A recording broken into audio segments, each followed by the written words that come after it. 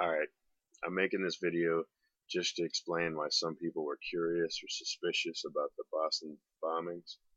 First, it happened on Patriots Day. We all know about the recent gun legislation, and this just rang home with a lot of people. We thought, alright, hey, maybe this is a move to blame it on some gun owners and try to, push the idea that gun owners are bad people. Here's a map showing where the detonations took place at the finish line or close to it. Personally, I'm curious if the sole purpose is to blow up people and maybe numbers, lots of people.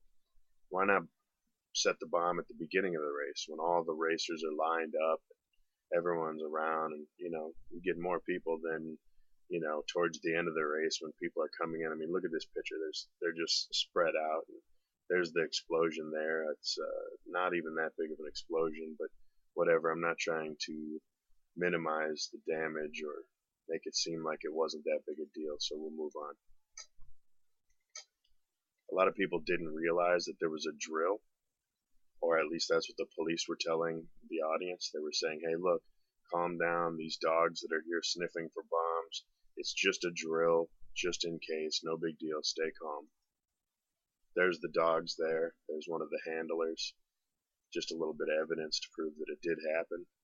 And again, here's an eyewitness saying, he was at the race. He said, look, they told us it was just for a drill and to stay calm. Here's where he says they kept announcing to the runners not to be alarmed, that we're just running a training exercise and just relax. All right, so here is the undercover agents. There was a lot of people just like this, and if you notice the garb they're wearing and the backpacks and their hands with the microphones, I'll go through a little bit more here, but we're going to take it one picture at a time. There's lots of these guys. Here's the shoes.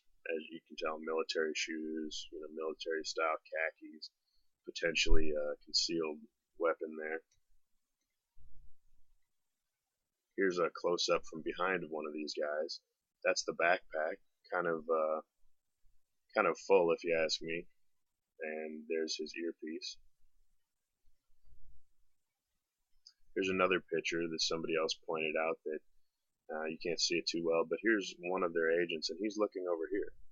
And everybody else, all the audience, they're looking off in the right direction, and he's looking off in the left direction. I don't know what that indicates, but they're there and they're not necessarily paying attention.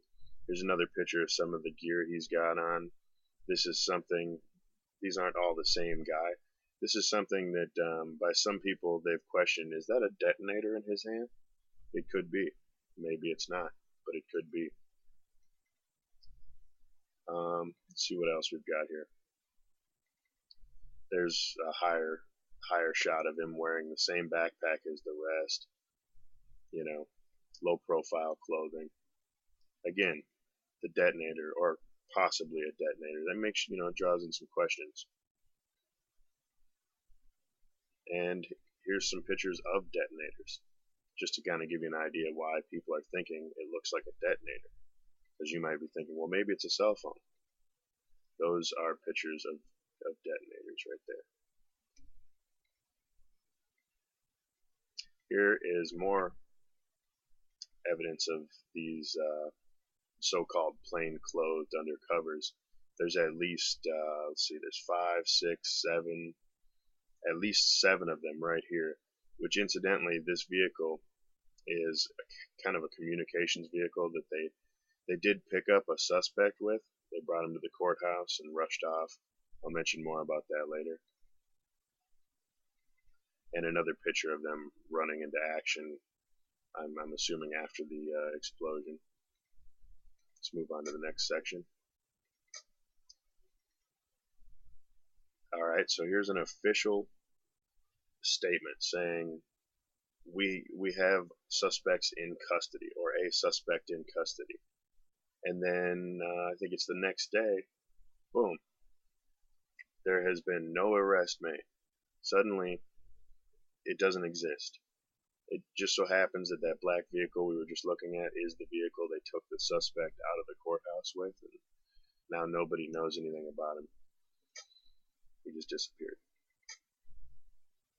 This is the suspect that they arrested, and again, you can see his black backpack. Somebody went ahead and zoomed in over here on the straps, and showing that here on the far right, and then up here on the top left, there's a circle. It's zoomed in. It's showing the same kind of liner on the strap as this guy has on his backpack.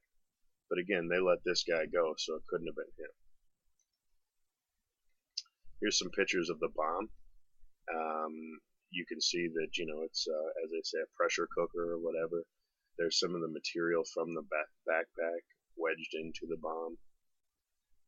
Let's see what else we've got. Just more kind of insignificant, photos. There's a picture of one of the backpacks exploded. And again, it's just, that's just the pictures of the bombs in there. Now, in this article from Zero Hedge, they're claiming their source to be the White House.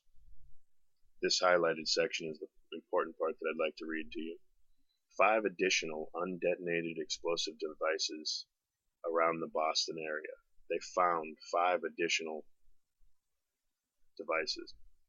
Now, we're only assuming that it was in a backpack, but if you remember, if you've seen the picture of the 2 guys walking along, it's a little bit suspicious because one has a white backpack on, one has a black backpack on. That's not really that important, but what's important here is how could 2 guys bring in 5 additional explosives plus the 2 main backpacks? That brings us up to 7 explosives that they were supposedly carrying. I'm not saying they didn't do it. I'm just pointing out how difficult it would be to haul in 7 bombs or 7 backpacks. I mean, what'd they do? Run out there, drop a backpack, go back to their apartment, come back again with another backpack? I don't know. That's just a question that comes to mind there. All right, and here is some clips of the mother's thoughts. Sure, I am like 100% sure that this is a setup.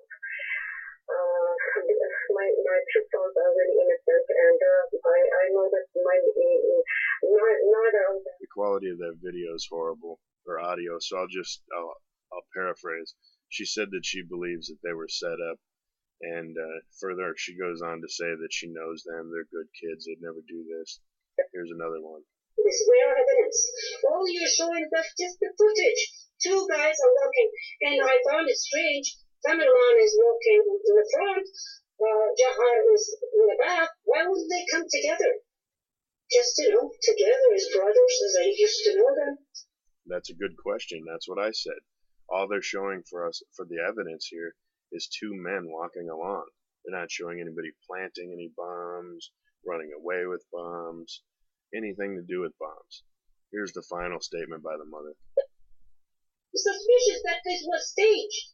The picture was staged. Alright, she's just saying, hey, look, I think what's going on here is staged. Now I'm going to pull up my narration notes here. I covered the purpose of the video, which is just explaining why some people are curious. The 7 backpacks, or 7 bombs and 2 people. Also, I covered why the detonations didn't happen at the beginning of the race. I mean, there would have been more people all in one place then. Why a race also? I mean, if you're pissed off at a government or a political system or, anything like that, you would, I don't know, you would assume that they would go after a police station, Congress, other government buildings or targets. The government says, oh, it's a soft target. Well, whatever. I mean, there's football games. You could, there's thousands of people at football games. But again, I'm not an explosive person or a terrorist, so we'll just pretend that I'm just crazy and move on. All right. In conclusion to this video, what I hope here is this, because recently I found out that they have him in the hospital and he's able to write the remaining supposed bomber or alleged bomber.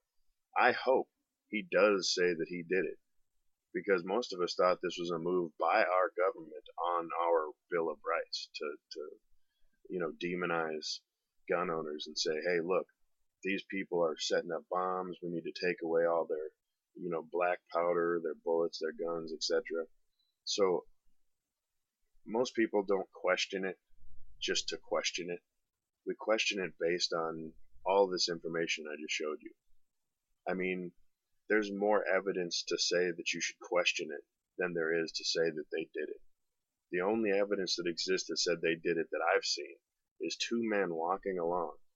But that's not really evidence that they did anything except walk down the street. There's tons of evidence here that says there was a lot of suspicious activity going on. Again, I'm not saying they didn't do it. I'm not blaming the government. But these are the reasons why people are curious. Stop calling them conspiracy theorists. Stop treating them like shit. It's very simple information. Thanks.